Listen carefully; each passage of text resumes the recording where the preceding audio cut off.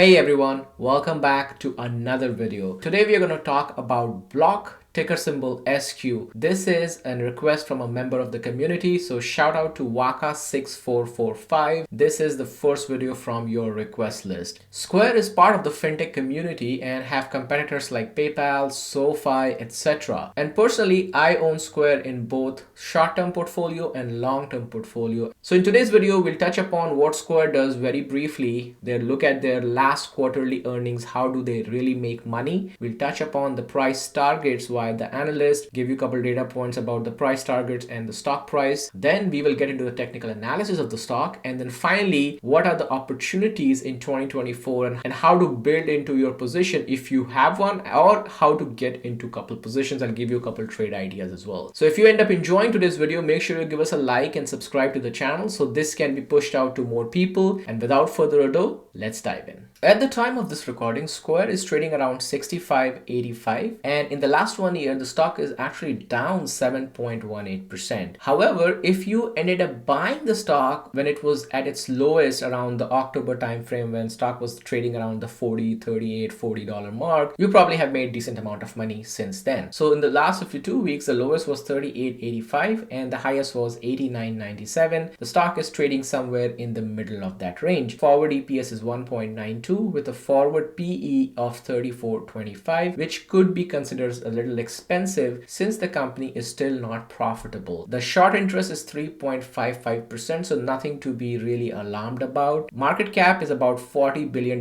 for this company. The trading volume is pretty decent on a daily basis. You have about 8.5 million plus trading volume as opposed to some of the other stocks that are much lower in this space. So if you're not familiar with Block, I'll just give you a quick rundown on what Block does. So Block was initially founded by Jack Dorsey, who also founded Twitter. Now it's part of Elon Musk's multiple business line. Jack Dorsey, there was a lot of controversy. He had stepped out of the role, and with the latest news that I'm hearing, I believe he's coming back and taking the helm of Square. So that is a very good sign. Generally, Block operates as a financial services and mobile payments company. It also creates hardwares and software. So you have a lot of product which includes the point of hardware sales. So if you go to merchants, you may see a lot of Block hardwares there, and they also support the Block software. There are generally two ways Block makes money. You have a cash app and you have Square. Block also has Afterpay. They acquired Afterpay a couple of years ago, and they are also part of the BNPL space, which is actually growing in leaps and bounds as opposed to a lot of people who thought that would not grow. Personally, I don't like BNPL from a theoretical standpoint because it is not in favor of the consumers, but nonetheless, it is what it is. Now, this is the shareholder letter from Block from Q3 2023. Gross profit that the company made last quarter was $1.9 billion,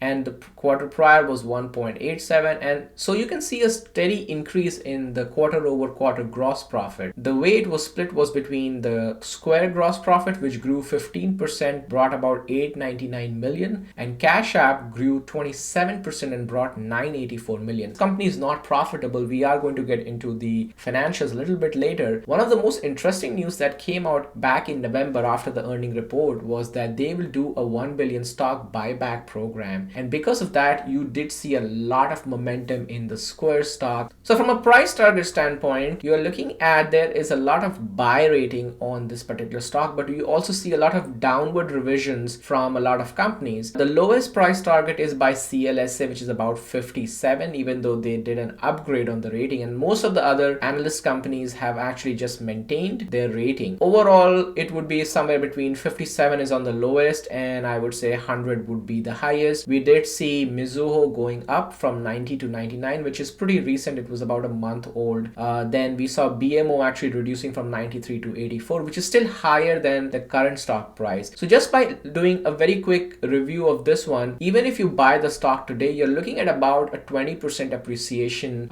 give or take. There are 49 analysts that cover the stock, out of which 25 have a strong buy and 11 have a buy rating. So majority of the analysts actually have a buy rating on this company. 12 hold and only one strong sell. The average price target is about 79. So even just looking at that, you could see that about $80 would be the price target, which gives you about a 20% upside. Now, whenever we are looking at price targets, I always like to see the price target versus actual price. And you will start to notice why this is very important. Before the 2020, the analyst price target and the Square stock price were pretty aligned. They were pretty much, neck to neck. And then I think what happened was there was a lot of enthusiasm in the market and every stock was going to the moon. And this was in the 2020, 2021 when the reality and the expectation started to diverge. And this is exactly what you're seeing in this chart right now. And good news is that in 2023, the analyst stock price target starting to align with the current stock price. Price targets are a good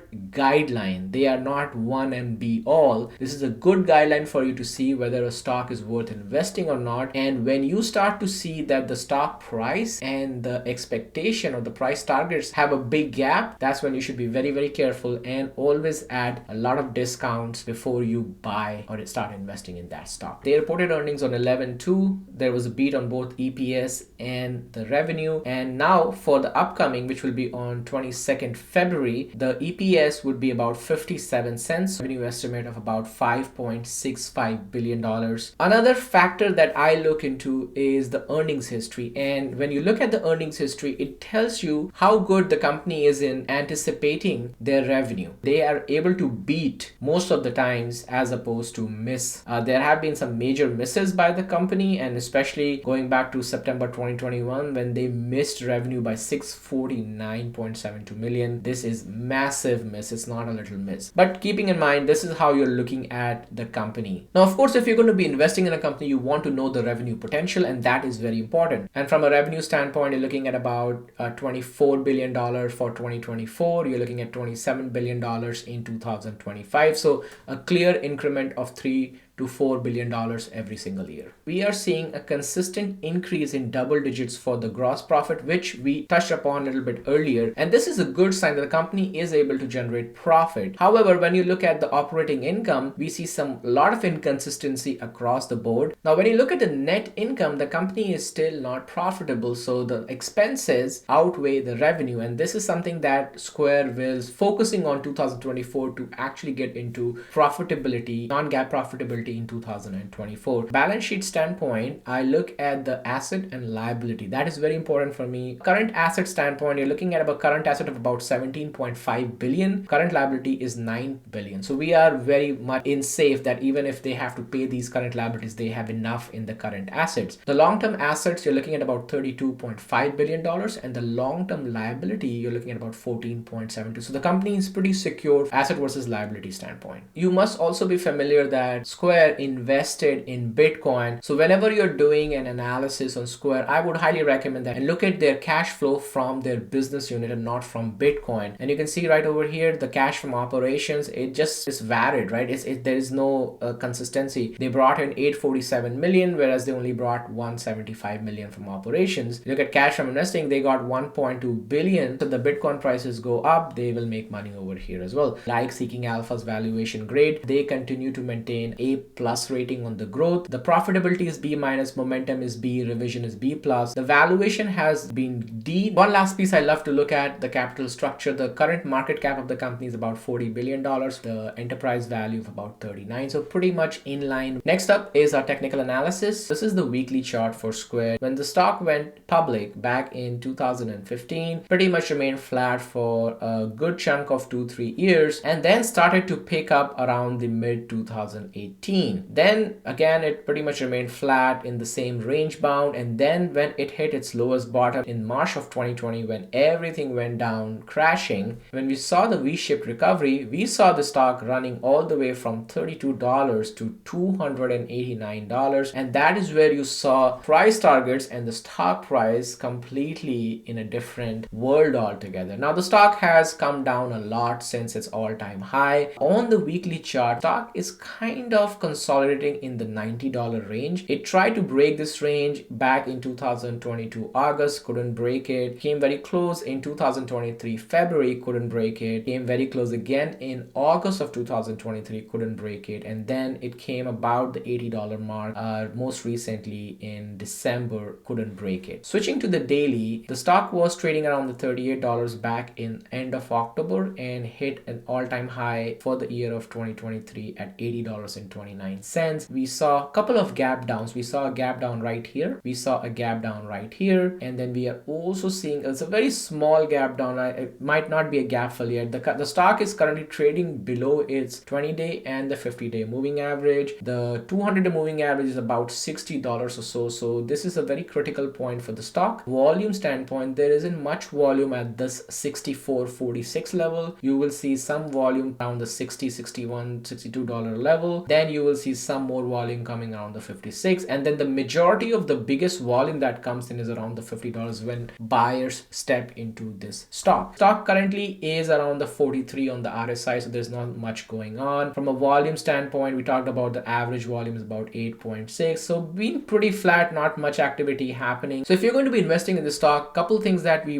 want to see in the next couple weeks playing out up to earnings is if the stock can stabilize above its 50-day moving average, or do we see a breakdown and actually stock that going below its 200-day moving average. If it happens, I think that opens up an opportunity for you to get involved with this stock. But before you play earnings, it is very important to see the implied move. So generally the Square stock moves anywhere between 8.5% and 9.4%, just say 10%. So looking at about a $5-6 move up or down plus minus on this particular stock. So if the stock can stabilize around the 50-day moving average, you're looking at about stock between $60 or between $72. But I want to hedge myself even more. So I would be looking at around $60 to open a cash secured put. Couple days out from here, we have an implied volatility of 56% and we have a decent open interest at 60 for 140 and the delta is about 25. So if you want to play even safer, you can go to 59, but the open interest is only 32. So you're not going to get a lot. So depending upon when you see this video, opening and see a cash secured put is always a good idea when the market is red, specifically for that stock, because your premiums will be higher. I would say watch out this level of 60. If we continue to maintain this current level of between $60 and $65, 60 would be an ideal opportunity to open cash secure put